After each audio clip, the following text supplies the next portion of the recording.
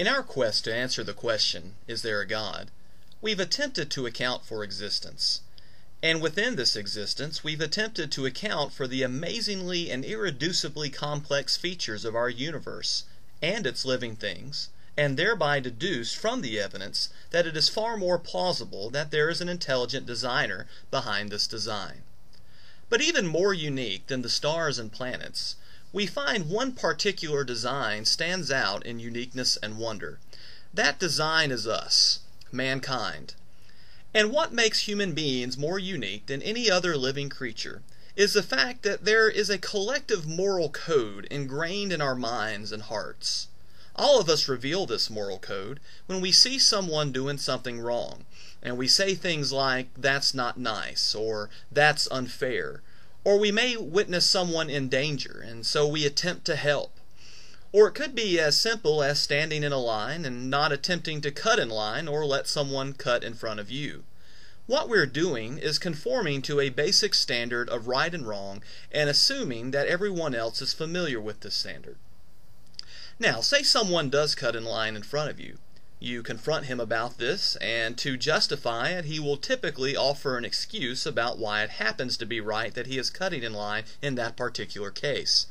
But the very fact he has an excuse means there is at least an agreement over what the norm is for right and wrong in that situation. Civilizations have never truly differed in this moral law. For example, selfishness has never been looked on as admirable in any culture. Neither has stabbing someone in the back.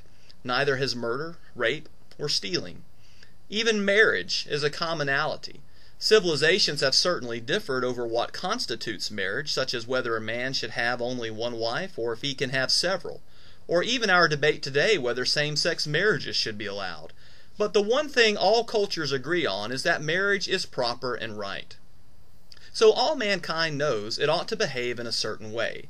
If we didn't know this, we wouldn't find ourselves so often making excuses and explaining it away when we go against that standard. But even more than this, we are oftentimes haunted by this moral law within us.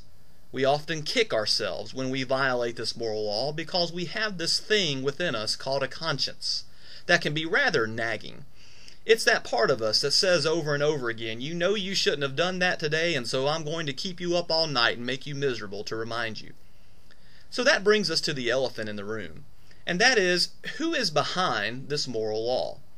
If we've deduced correctly that there is a designer behind the design, then we'd have to deduce that whoever this designer is that placed this moral code within man has a mind, has a purpose, and does indeed prefer one thing over another. Don't think I'm jumping ahead. We're not even talking about any particular God of a particular religion at this point in our study. All we have come to at this point is that there is an intelligent mind behind the creation of this universe, and that intelligent mind, through the moral law he has given us, is attempting to guide us in a certain direction when it comes to right and wrong, in addition to causing me to feel uneasy when I go against that moral law. This certainly gives us more of a picture about this designer. If we had concluded the series with the last lesson on accounting for design, we might conclude that this intelligent mind behind the scenes is merely a great artist or a great architect. But accounting for this moral law within us takes it a step further, in that when we self-examine the moral law, we're actually beginning to learn more about the designer who put it there. And what we learn is that because he is trying to guide us in what is right and what is good, and placing a conscience within us to remind us of this fact, the designer himself is right and he is good. Now it is inevitable that when we get to the point where we're starting to prove the existence of God and that he is good, that the subject of suffering is brought up. It typically is phrased like this: since there is so much suffering and evil in the world, God must not exist. If he did exist, he'd put a stop to it. Otherwise, he's not the good God we suppose him to be. But what I want you to notice is that this objection itself contains acknowledgement of a moral standard of right and wrong. We wouldn't know what evil is unless there was a moral standard within us telling us so. Otherwise, how is it that we determine the cancer cell is the enemy for killing the human, rather than the doctor being the enemy for killing the cancer cell? We will be dealing with the subject of suffering in future lessons, But at this point in our series, looking within ourselves and acknowledging the existence of a moral law should bring us yet another step closer in confirming the existence of a Creator.